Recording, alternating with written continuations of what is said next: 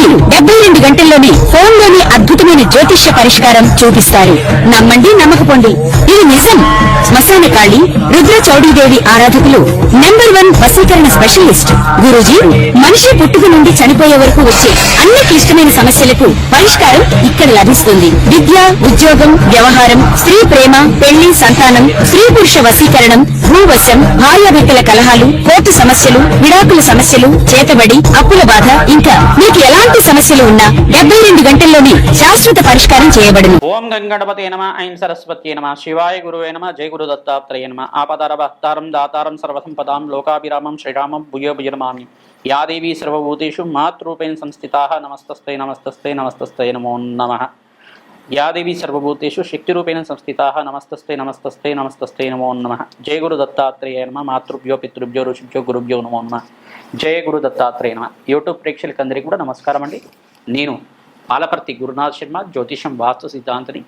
ప్రతి విషయంలో కూడా ప్రతి మానవాళికంతా కూడా ఉపయోగపడే విధంగా ఈ యొక్క కంటెంట్ అనేది చెప్పడం జరుగుతుంది. ప్రతి విషయంలో కూడా మనకి ఏంటంటే మేషాది ద్వాదశ రాశుల వాళ్ళు ప్రతిరోజు కూడా దేవతార్చన చేసే విధంగా మీ ఇంట్లో ఉండవలసిన విగ్రహం ఏంటి, ఈ యొక్క లగ్న చక్రవశాత్ కానీ ప్రధానంగా రాశి వశాత్ అయినా కానీ ఈ రాశి వాళ్ళు ఈ విగ్రహారాధన చేయడం వల్ల మంచిగా కలిసి వస్తుంది. ఈ విగ్రహారాధన చేయడం వల్ల మంచి ఐశ్వర్య యోగం కలుగుతుంది, అష్టైశ్వర్య యోగం కలుగుతుంది, సంతాన యోగం సిద్ధిస్తుంది, వ్యాపారం యోగం కలుగుతుంది, అన్యోన్య దాంపత్యం కలుగుతుంది, వివాహాది శుభకార్యాలు జరుగుతాయంటారు. ఈ యొక్క విశేషమైన విగ్రహాన్ని పెట్టుకోవడం వల్ల, ఈ దేవతార్చన చేయడం వల్ల అఖండమైన ఐశ్వర్యోగం సిద్ధించడానికి అవకాశం ఉంటుంది. ప్రధానంగా విగ్రహ ప్రామాణికం అంతా కూడా మనకి పరిహార శాస్త్రంలో చెప్పడం జరుగుతుంది. మనకి జ్యోతిష గ్రంథంలో కూడా చెప్పడం జరుగుతుంది.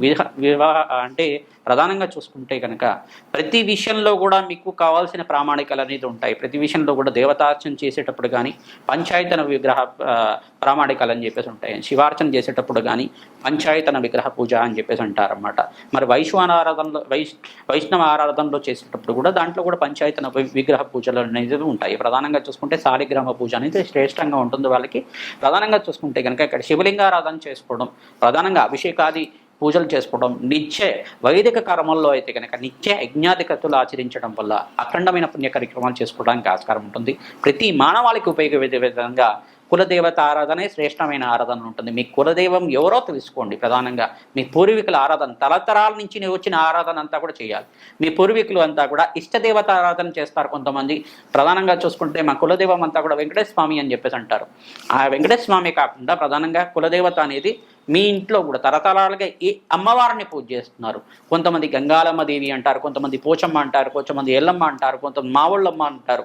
ఏ దేవతను ఆరాధన చేస్తున్నారు మాకంతా కూడా ప్రధానంగా చూసుకోవాలని చెప్పేసి చూసుకోవాల్సి ఉంటుంది. గ్రామ రక్షగా ఉంటుంది అమ్మవారు, ఇంటి రక్షగా ఉంటుంది అమ్మవారు అంతా కూడా. ప్రధానంగా అమ్మవారు ఏ అమ్మవారిని పూజ చేస్తున్నారు, విశేషంగా అమ్మవారి యొక్క చిత్రపటం కానీ అమ్మవారికి సంబంధించిన అవతార రూపంలో ఉండే చిత్రపటం కానీ ఇంట్లో ఉండాలి.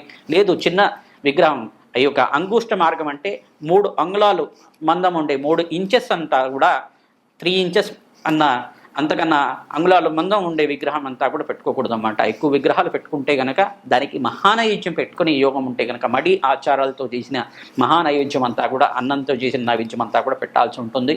యజ్ఞాధికృతులు చేసే దగ్గర విగ్రహారాధన చేసుకోవచ్చు. ప్రతినిత్యం కూడా ఆరాధన చేసేటప్పుడు దానికి ఏదన్నా పండో ఫలమో బెల్లమో ఏదైనా నైవేద్యం పెట్టుకోవడం వల్ల ఆ విగ్రహానికి శక్తి వస్తుంది. ఎక్కువ విగ్రహాలు పెట్టుకోవడం వల్ల దానికి నైవేద్యాలు పెట్టుకోవాల్సి ఉంటుందన్నమాట. నివేదన ఎక్కడైతే చేస్తున్నారో అక్కడ విగ్రహ పూర్వజలు చేసుకోవడం వల్ల అఖండమైన ఐశ్వర్య ప్రాప్తి కలుగుతుంది. విగ్రహారాధన చేసుకోవడం వల్ల దేవుడంతా కూడా నిర్వికార నిరాకార నిర్మయ రూపుడు అన్నమాట. దేవుడికి అంతా కూడా ఆకారం లేదు. అసలు ఆకారం లేనప్పుడు మనం ఏం చేస్తున్నామంటే ఈ ఆకారంలో పూజ చేసుకోవడం వల్ల, ఈ విగ్రహంలో మనం ప్రాణప్రతిష్ఠ చేసుకుని మంత్రంతో ప్రాణప్రతిష్ఠ చేసుకుని పూజ చేసుకోవడం వల్ల, ఈ విగ్రహమే దేవుడి రూపంగా భావించి పూజ చేసుకోవడం వల్ల మనకి ఆత్మశక్తి పెరుగుతుంది, దైవశక్తి పెరుగుతుంది, దైవ చింతన పెరుగుతుంది. తద్వారా అంతా కూడా విగ్రహ నామస్మరణ చేయడం వల్ల, దేవత ఆరాధన చేయడం వల్ల, భగత్ నామస్మరణ చేయడం వల్ల అఖండమైన పుణ్యయోగం సిద్ధిస్తుంది. కోటి యజ్ఞాన ఫలితం కలుగుతుంది. తద్వారా ఈ యొక్క పుణ్య కార్యక్రమాలంతా కూడా చేయడం వల్ల, విశేషమైన పూజలంతా కూడా ఆచరించడం వల్ల వంశాభివృద్ధి కలుగుతుంది, అష్టైశ్వర్య యోగం కలుగుతుంది. మంచి సుఖమైన జీవితం జీవించడానికి, పుణ్యవంతమైన జీవితం జీవించడానికి, అఖండమైన వంశాభివృద్ధి కలగడానికి ఆస్కారం ఉంటుంది. కావున మేషాది ద్వాదశ రాశులు కానీ మేషాది ద్వాదశ లగ్నాల వాళ్ళకి కానీ విశేషంగా ఈ విగ్రహారాధన చేయడం వల్ల, ఏ విగ్రహారాధన, ఏ దేవతార్చన చేయడం వల్ల వాళ్ళకంతా కూడా కలిసి వస్తుందో తెలుసుకుందాం. కన్యారాశి కన్యాలగ్న జాతకులకి విశేషంగా ఈ యొక్క నిత్య దేవతార్చన పూజా విధానంలో ఇష్టదేవతారాధన ప్రధానంగా రాశిని బట్టి కానీ లగ్నాన్ని బట్టి కానీ ఏ దేవత ఆరాధన చేసుకోవడం వల్ల ఎటువంటి విగ్రహాధనలు ఖచ్చితంగా చెయ్యాలని చెప్పేసి తెలుసుకుంటున్నాం. ప్రధానంగా కన్యారాశి జాతకులంతా కూడా మహావిష్ణువు ఆరాధన చేసుకోవాలి. మహావిష్ణువు రూపంలో ఉండే వెంకటేశ్వర స్వామి ఆరాధన కానీ హనుమత ఆరాధన కానీ చేసుకోవడం వల్ల శ్రేష్టమైన జీవితం జీవించడానికి ఆస్కారం ఉంటుంది. సప్తమ స్థానంలో శని దోషం ఉంది. ప్రధానంగా చూసుకుంటే ఎవరైతే ప్రతినిత్యం కూడా వెంకటేశ్వర స్వామి ఆరాధన చేసుకోవడం వల్ల ఈ యొక్క శనీశ్వర దోష నివారణ జరగడానికి ఆస్కారం ఉంటుంది.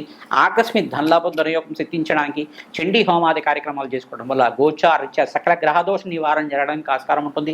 కోర్టు కేసులు, ఇబ్బందులు, చికాకులు కానీ ప్రతినిత్యం కూడా ఎవరైతే కనుక ఇబ్బంది పడుతున్నారో, ఆర్థిక ఇబ్బంది నుంచి బయటపడుతున్నారో, ప్రధానంగా చూసుకుంటే కనుక వ్యాపారంలో నష్టాలు ఉన్నాయి, ఇటువంటి కష్టాల నుంచి బయటపడాలంటే కనుక ప్రతినిత్యం కూడా లక్ష్మీ కుబేర హోమ శాంతి కార్యక్రమాలు శుక్రవారం రోజున ప్రధానంగా శుక్రహోరలో ఆచరించడం వల్ల తెల్ల ఆవాలతోటి, తామర పూలతోటి, తేనెతోటి అమ్మవారికి అంతా కూడా శ్రీసూక్త విధానంగా యజ్ఞాధికృతులు చేసుకోవడం వల్ల అఖండమైన పుణ్యఫలితం కలిగడానికి ఆస్కారం ఉంటుంది. మూలమంత సహితంగా యజ్ఞాధికృతులు చేసుకోవడం వల్ల అఖండ పుణ్యయోగం సిద్ధించడానికి అవకాశం ఉంటుంది. వ్యాపార స్థలంలో ఖచ్చితంగా అంతా కూడా లక్ష్మీ కుబేర హోమ శాంతి కార్యక్రమాలు చేసుకోవడం వల్ల ఆకస్మిక ధన లాభం, ధనయోగం సిద్ధించడానికి అవకాశం ఉంటుంది. ప్రతినిత్యం కూడా వ్యాపార స్థలంలో లక్ష్మీ కుబేర యంత్రాన్ని అంతా కూడా స్థాపన చేసుకోవడం వల్ల ఉత్తర దిగ్భాగంలో కానీ, ఈశాన్యంలో కానీ, తూర్పు దిగ్భాగంలో కానీ స్థాపన చేసుకొని దానికి ధూపదీప నైవేద్యం చేయడం వల్ల అఖండ పుణ్యయోగం సిద్ధించడానికి అవకాశం ఉంటుంది. ప్రతినిత్యం కూడా మహాలక్ష్మి విగ్రహాన్ని తెచ్చుకొని మహాలక్ష్మి ఆరాధన చేసుకోవడం యోగకరంగా ఉంటుంది. ఈ యొక్క కన్యారాశి కన్యాలగ్న జాతకులు విశేషంగా ఈ యొక్క కులదేవత ఆరాధన ఎవరో తెలుసుకోండి. తరతరాలకు వచ్చిన పూజా విధానం అంతా కూడా ఆచరణ చేసుకోవడం వల్ల కులదేవత ఆరాధనని మరవకూడదన్నమాట. కులదేవత ఆరాధన ఖచ్చితంగా చెయ్యాలి. కులదేవత ఆరాధన చేయడం వల్ల వంశాభివృద్ధి కలుగుతుంది, ఆకస్మిక ధనలాభం కలుగుతుంది, దుర్యోగం కలుగుతుంది, ఆనందమైన జీవితం జీవించడానికి ఆస్కారం ఉంటుంది. ప్రతినిత్యం కూడా నవగ్రహ శాంతి హోమాది కార్యక్రమంలో పాల్గొండి గోమాత సేవని చేయండి. గోమాతకంతా కూడా పచ్చిక తెలకపండి గ్రాసాన్ని సమర్పించండి. 27 ప్రదక్షిణాలు కానీ, 54 ప్రదక్షిణాలు కానీ, 108 ప్రదక్షిణాలు కానీ ప్రతినిత్యం కూడా చేయడం వల్ల అఖండమైన పుణ్యయోగం సిద్ధించడానికి అవకాశం ఉంటుంది. రావి చెట్టుకి కూడా ఈ యొక్క ప్రదక్షిణాలు ఆచరించడం, 108 ప్రదక్షిణాలు ప్రతిరోజు కూడా ఆచరించడం వల్ల అఖండ పుణ్యయోగం సిద్ధిస్తుంది. యజ్ఞాధికృతుల్లో భాగంగా ప్రధానంగా కన్యారాశి కన్యలగ్న జాతకులు లక్ష్మీ కుబేర హోమ శాంతి కార్యక్రమాలు చేసుకోవడం శ్రేష్టమైన ఫలితంగా వస్తుంది. ప్రధానంగా నవగ్రహ శాంతి కార్యక్రమాల్లో విశేషంగా ఇక్కడ బుధుడు ప్రీతికరంగా జప హోమ శాంతి కార్యక్రమాలు చేసుకునే విధానం ప్రధానంగా బుధుడికి, బృహస్పతికి, శనీశ్వరుడికి, రాహువుకి ప్రధానంగా జప హోమ శాంతి కార్యక్రమాలు చేసుకోవడం వల్ల ఆకస్మిక ధనలాభం, ధనయోగం సిద్ధించడానికి, విదేశంలో స్థిరత్వం లభించడానికి కానీ, ఉద్యోగంలో ప్రమోషన్స్ లభించడానికి కానీ ఆస్కారం ఉంటుంది. ప్రతినిత్యం కూడా కాలభైరవ స్వామి దేవాలయంలో కూష్మాండ దీపాన్ని వెలిగించడం వల్ల శ్రేష్టమైన ఫలితం రావడానికి ఆస్కారం ఉంటుంది. ఎవరైతే కనుక దేవతార్చన చేసే విధానంలో మహాలక్ష్మి సహస్రనామాలతోటి కుంకుమార్చన చేసుకోవడం వల్ల ఈ యొక్క అంగుష్ట మార్గం మాత్రం చేతనే విగ్రహాలు ఉండాలి, 3 ఇంచులు మాత్రమే విగ్రహాలు ఉండాలి. కావున ఈ యొక్క ఫలితాలు చేసుకోవడం వల్ల శ్రేష్టమైన జీవితం జీవించడానికి ఆస్కారం ఉంటుంది.